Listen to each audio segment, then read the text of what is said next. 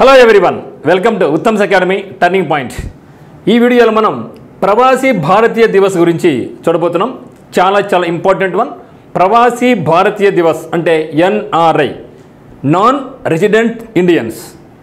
అంటే భారతదేశంలో పుట్టి విదేశాలకు వెళ్ళి అక్కడ పని చేసుకుంటూ అక్కడ ఆ దేశాభివృద్ధిలో పాటుపడుతూ అదే మాదిరిగా తమ పుట్టిన దేశమైనటువంటి ఇండియాకు కూడా సపోర్ట్ చేస్తూ ఉండే వల్లనే మనం ప్రవాస భారతీయులు అంటాం. మరి ప్రవాస భారతీయ దివస్ను ఎప్పుడు జరుపుకుంటారు, ఎందుకు జరుపుకుంటాం, మరి థీమ్స్ ఏ విధంగా ఉంటాయి, ఈ యొక్క ఎన్ఆర్ఐ డే రావడానికి ముఖ్య కారణం ఏంటి, ఇవన్నీ కూడా ఇక్కడ మనం డిస్కస్ చేయబోతున్నాం. చాలా important topic for all examinations. మరి ప్రవాసీ భారతీయ దివస్, దీన్ని మనం పీబీడీ అంటాం, లేకుంటే NRI day, non resident Indians అని కూడా అంటాం. మరి ఎన్ఆర్ఐ డేని మనం ఎప్పుడు జరుపుకుంటామంటే సంవత్సరంలో మనకు వచ్చేది మొట్టమొదటి నెల జనవరి. మరి ఎన్ఆర్ఐలు భారతదేశానికి అతి ముఖ్యులు. మన యొక్క దేశ డెవలప్మెంట్లో వారి యొక్క పాత్ర గణనీయంగా ఉంటుంది. కాబట్టి ఆ సందర్భాన్ని పురస్కరించుకొని జనవరి 9వ తేదీ నాడు మన ఎన్ఆర్ఐ డేని జరుపుకుంటాం. అంటే ఎన్ఆర్ఐ పండగ, సంక్రాంతి పండగకు విదేశాల్లో ఎక్కడ ఉన్నా కూడా అందరూ కూడా తమ సొంత రాష్ట్రానికి వస్తూ ఉంటారు. ఆ యొక్క సొంత రాష్ట్రంలో జరుపుకునే మంచి పండగ ఏదంటే సంక్రాంతి అని అందరికీ తెలుసు. సంక్రాంతి అంటే మనకు జనరల్గా 12th వస్తుంది అనుకోండి, లేదా 13 వస్తూ ఉంటుంది. 3-4 రోజుల ముందుగా వచ్చేదే మనకి ఎన్ఆర్ఐ డే గుర్తుపెట్టుకోండి. సో 12 అనుకోండి, 12 3 రోజుల ముందు ఎంత 9, 13 పండుగ అనుకోండి 4 రోజుల ముందు ఎంత 9, అట్లా గుర్తుపెట్టుకుంటే మనకి ఈజీ గుర్తుండిపోద్ది. కాబట్టి ఎన్ఆర్ఐ డే ఎప్పుడు జరుపుకుంటామంటే మనం ప్రతి సంవత్సరం జనవరి 9వ తేదీ నాడు మనం ఎన్ఆర్ఐ డే జరుపుకుంటాం. కాకపోతే మరి ఇక ప్రవాసీ భారతీయ దివస్ అయితే మాత్రం మనం ప్రతి సంవత్సరం జరుపుకోము, ప్రతి 2 నెలలకు ఒకసారి జరుపుకోవడం జరుగుతుంది. ఎవ్రీ 2 years వన్స్ మనం జరుపుకోవడం జరుగుతుంది అనమాట. మరి ఇప్పుడు జరగబోయే ఎడిషన్ ఎంత అంటే 18th ఎడిషన్ 2025లో జరగబోతుంది. 18th ఎడిషన్ 2025లో జరగబోతూ ఉంది. ఎక్కడ జరగబోతూ ఉందంటే ఒడిశా, భువనేశ్వర్. అంటే ఒడిశా రాజధాని అయినటువంటి భువనేశ్వర్లో ఈసారి ప్రవాసీ భారతీయ దివస్ 2025 అనేది జరగబోతూ ఉంది. మరి మనం గమనించాల్సింది ఏమంటే మన దేశానికి రాష్ట్రపతి అయినటువంటి ద్రౌపది ముర్ము గారు కూడా ఒడిశా రాష్ట్రానికి చెందినటువంటి ట్రైబల్. భారతదేశం కూడా ఇటీవల కాలంలో ఎక్కువగా ట్రైబల్స్ ఇంపార్టెంట్ ఇస్తూ ఉంది. బిర్సా ముండా అయితేనేమి, ఏ రాష్ట్రంలో అయినా సరే అక్కడ ఉన్న ట్రైబల్స్కు ఎక్కువ ఇంపార్టెన్స్ ఇస్తూ ప్రస్తుతం కేంద్ర ప్రభుత్వం అడుగులు వేస్తూ ఉంది. ఆ సందర్భంగా ఈసారి ట్రైబల్ రాష్ట్రమైనటువంటి ట్రైబల్స్ అత్యధికంగా ఉన్నటువంటి ఒడిశా నందు ఈ యొక్క ప్రవాసీ భారతీయ దివసాన్ని జరపడం జరుగుతుందన్నమాట. మరి ఎప్పుడు జరుగుతుందంటే ఎన్ఆర్ఐ డేకి ఒక్కరోజు ముందు, మరి ఎన్ఆర్ఐ డే తర్వాత ఒక్కరోజు తర్వాత ఈ యొక్క పీబీడీ డే జరగబోతూ ఉంది. అంటే ఎన్ఆర్ఐ డే 9th కదా, కాబట్టి జనవరి 8th ఒకరోజు ముందు, 9th తర్వాత ఒకరోజు తర్వాత అంటే జనవరి 10th. ఈ జనవరి 8th, 9th, 10th నందు భువనేశ్వర్ ఒడిశాలో ఈ ప్రవాసీ భారతీయ దివస్ అనేది జరగబోతూ ఉందన్నమాట. మరి ఆల్రెడీగా దీనికి అఫీషియల్ వెబ్సైట్ అయితే స్టార్ట్ చేయడం జరిగింది. Website of the 18th PBD convention was jointly launched by minister of external affairs mister S Jaishankar and Odisha CM అయినటువంటి మోహన్ చరణ్ మాంజీ అనుకున్నాడు. మోహన్ చరణ్ మాజీ అనుకోవడం జరుగుతుందన్నమాట. వీళ్ళిద్దరు కూడా ఈ వెబ్సైట్ను అనేది లాంచ్ చేయడం జరిగింది. అంటే ఇది ఈ యొక్క ప్రవాసీ భారతీయ దివస్ అనేది ఎక్స్టర్నల్ అఫైర్స్ మినిస్ట్రీ ఆధ్వర్యంలో జరుగుతుందన్నమాట. ఎక్స్టర్నల్ అఫైర్స్ మినిస్టర్ జరుగుతుంది. కాబట్టి ఎక్స్టర్నల్ అఫైర్స్ మినిస్టర్ అంటే మన విదేశాంగ మంత్రి అయినటువంటి ఎస్ జైశంకర్ మరియు ఒడిశా ముఖ్యమంత్రి అయినటువంటి మోహన్ చరణ్ మాజీ ఆధ్వర్యంలో ఈ యొక్క వెబ్సైట్ కూడా లాంచ్ చేయడం జరిగింది. మరి ఒడిశా చూసినట్టయితే ఒకసారి మనం ఒడిశా యొక్క క్యాపిటల్ భువనేశ్వర్, ఒడిశా యొక్క సీఎం ఎవరంటే మోహన్ చరణ్ మాజీ. మరి ఒడిశా యొక్క గవర్నర్ రఘుబర్ దాస్, క్యాపిటల్ భువనేశ్వర్. మరి ప్రజెంట్ మన దేశానికి ప్రెసిడెంట్గా ఉన్నటువంటి ద్రౌపది ముర్ము గారు కూడా ఒడిశా రాష్ట్రానికే చెందిన ట్రైబల్ అని మీరు గుర్తుంచుకోవాలా. దాంతోపాటుగా అయితే మరి ఈ యొక్క పీబీడీ, ఈ యొక్క ప్రవాసీ భారతీయ దివస్ మనం ఎందుకు జరుపుకుంటాం? ఎందుకు అంటే to mark the contribution of overseas Indian community in the development of India. ఎవరైతే భారతదేశం యొక్క డెవలప్మెంట్ కోసం కృషి చేస్తూ ఉంటారో విదేశీయులు, అంటే మన దేశంలో ఉండి వేరే దేశం నుంచి మనకు సపోర్ట్ చేస్తూ ఉంటారో, మనకు సపోర్ట్ చేస్తూ పాటుగా మనకి దేశం యొక్క డెవలప్మెంట్ కోసం పోరాడుతూ ఉంటారో వాళ్ళని గుర్తుంచుకోవడానికే మన యొక్క ప్రవాస భారతీయ దివస్ జరపడం జరుగుతుంది.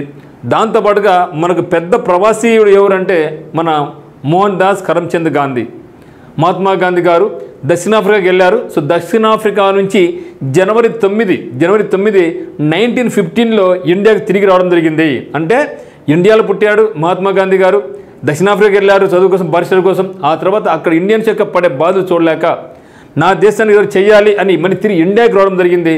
ఆ తర్వాత స్వతంత్ర పోరాటంలో చాలా ముందు నడిపించి భారతదేశానికి ఇక బ్రిటిషర్స్ నుంచి మనకు స్వతంత్రం తీసుకురావడం జరిగిందనమాట. సో కాబట్టి ఒక పెద్ద ప్రవాసీయుడు ఎవరు మనకంటే మోహన్ దాస్ కరమ్చంద్ గాంధీ. ఆయన మనకు 1915లో జనవరి 9, ఓకే. సో 1915 జనవరి 9 నాడు సౌత్ ఆఫ్రికా నుంచి ఇండియాకు తిరిగి వచ్చాడు. కాబట్టి ఆ సందర్భంగా కూడా మనం అదే డేని మనం ఇక్కడ చూసుకుంటున్నాం అనమాట. The day also commemorates the return of Mahatma Gandhi, the greatest pravasi from South Africa to India in 1915. అయితే ఇక ప్రవాసీ భారతీయ దివస్ని ఎప్పుడు జరుపుకోవడం జరిగిందంటే 2003 సంవత్సరంలో మొట్టమొదటిసారి జరపడం జరిగింది. 2003 సంవత్సరంలో మొట్టమొదటి ప్రవాసీ భారతీయ దివస్ని జరపడం జరిగింది యాన్యువల్లీ, ప్రతి సంవత్సరం. ఆ తర్వాత 2015లో ఏం చేసామంటే ఎవ్రీ ఇయర్ కాకుండా 2 years వన్స్ నరేంద్ర మోడీ గారు వచ్చిన తర్వాత ఇయర్లీ, అంటే ప్రతి సంవత్సరము అన్ని దేశాల వాళ్ళు రావాలని కష్టం కాబట్టి, ఎందుకంటే మైక్రోసాఫ్ట్ అని కానీ ఇలాంటి విదేశాల్లో కొందరు చాలామంది ప్రెసిడెంట్ హోదాలో కొందరు ఉన్నారు, అక్కడ స్థిరపడి రాజకీయాల్లో అత్యద్భుతంగా రాణిస్తూ ఉన్నారు. వాళ్ళైతేనేమి చాలా కంపెనీస్ సీఈఓస్ అయితేనేమి వాళ్ళందరూ కూడా ప్రతి ఇయర్ రావాలని కష్టం కాబట్టి ఎవ్రీ 2 years ఒకసారి అయితే బాగుంటుందనే ఉద్దేశంతో 2015 సంవత్సరం నుంచి ఒక భారతీయ ప్రవాసీ దివస్ను, మనకి ప్రవాసీ భారతీయ దివస్ను ప్రతి 2 years ఒకసారి జరుపుకోవడం చేసినారు. ఎప్పటి నుంచి 2005 సంవత్సరంలో. ఇక్కడ first Pravasi Bharatiya Divas was first celebrated in 2003. అయితే 2015 నుంచి రివైజ్డ్ చేసాం. ఏం చేసామంటే once in every 2 years. So 2 years ఒక్కసారి మాత్రం జరపడం జరుగుతుంది అనమాట. ఈ యొక్క ఫ్లాగ్షిప్ ఎవరి ఆధ్వర్యంలో అంటే మినిస్టర్ ఆఫ్ ఎక్స్టర్నల్ అఫైర్స్ ఆధ్వర్యంలో మనకు 2 years ఒకసారి ప్రవాసీ భారతీయ దివస్ జరపడం జరుగుతుందన్నమాట. మరి మనకు ఈ యొక్క ప్రవాసీ భారతీయ దివస్ ఉంది కదా, PBD యొక్క ఎప్పుడైనా ఎవరి 2 years ఒకసారి దొరుకుతుంది కదా, దీనికి సందర్భంగా దానికి మనం ఒక థీమ్ కూడా పెట్టుకోవడం జరుగుతూ ఉంది. థీమ్ ఇప్పుడు జరగబోయేది మనకు 18, అంటే ఈ గతంలో మనకు 17 సార్లు ఈ యొక్క సమావేశాలు జరగడం జరిగింది. అయితే 2000 అంటే ఇప్పుడు 18th ఎక్కడ జరుగుతుంది? ఒడిశా భువనేశ్వర్ జరుగుతుంది. అయితే 17th ఎక్కడ జరిగింది అంటే ఇండోర్లో జరిగింది. ఇండోర్ ఎక్కడ ఉందంటే మధ్యప్రదేశ్లో జరిగింది. అంటే 17th ఎడిషన్ మనకి ఎక్కడ జరిగిందంటే ఇండోర్లో జరిగింది, మధ్యప్రదేశ్. దీని యొక్క థీమ్ ఏమి అంటే diaspora reliable partners for India's progress in Amrit Kaal అనేది 17th PBD యొక్క థీమ్ నేపథ్యం అనమాట. ఏం చెప్తున్నాడు? Diaspora reliable partners for India's progress in Amrit Kaal అనేది 17th ప్రవాస భారతీయ దివస్ యొక్క థీమ్ అనమాట. మరి 18th అనేది ఎక్కడ జరగబోతుంది అంటే భువనేశ్వర్ జరగబోతుంది, ఒడిశా రాజధాని భువనేశ్వర్ జరగబోతా ఉంది. మరి దీని యొక్క థీమ్ ఏమి అంటే 18th PBD యొక్క థీమ్ ఏమి అంటే డయాస్పోరాస్ కాంట్రిబ్యూషన్ టు ఏ వికసిత భారత్. ఇక్కడ ఏముంది మనకు? Diaspora reliable partners for India's progress in Amrit Kaal ఉంది.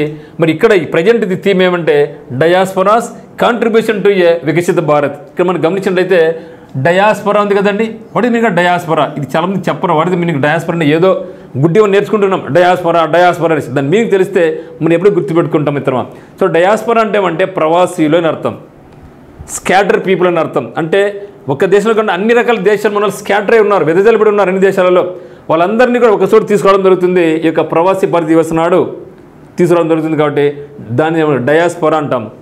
సో మరి డయాస్పోరా అంటే మీనింగ్ ఆఫ్ ఇది గ్రీక్ వర్డ్ అనమాట. మీన్స్ టు స్కాటర్ అంటే మన భారతీయులు వెదజల్లిపడి అన్ని దేశాలు వెదజల్లిపడి ఉన్నారు ప్రవాసులు.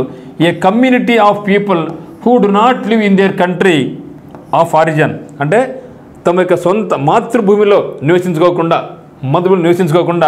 But maintain their heritage in a new land, తమ యొక్క దేశ సంస్కృతిని విదేశాలలో వాళ్ళు కాపాడుకుంటూ ఉంటారు. అటువంటి వాళ్ళని ఏమంటామంటే మనం డయాస్పోరా అంటాం. మరి చూసినట్టయితే భారతీయులు ఒక దేశంలోనే కాదు అనేక దేశాలలో పోయి స్థిరపడినారు. వాళ్ళలో చూసినట్టయితే మనం ఎక్కువ ఇండియన్ పాపులేషన్ ఉండేది ఎక్కడంటే అమెరికా. ఎక్కువ పాపులేషన్ అంటే ఎన్ఆర్ఐలుగా ఉన్నారు, అక్కడ మనకి చాలా సెటిల్ అయిపోయినారు, వాళ్ళ పిల్లలు అట్లే కొనసాగుతూ ఉంది పరంపర. సో ఆ విధంగా ఎక్కువ మంది ఉండేది ఎక్కడంటే ప్రవాస భారతీయులు అంటే ఎన్ఆర్ఐస్ మరియు భారత సంతతి వారు ఎక్కువ కలిసి ఉండేది ఎక్కడంటే అమెరికా.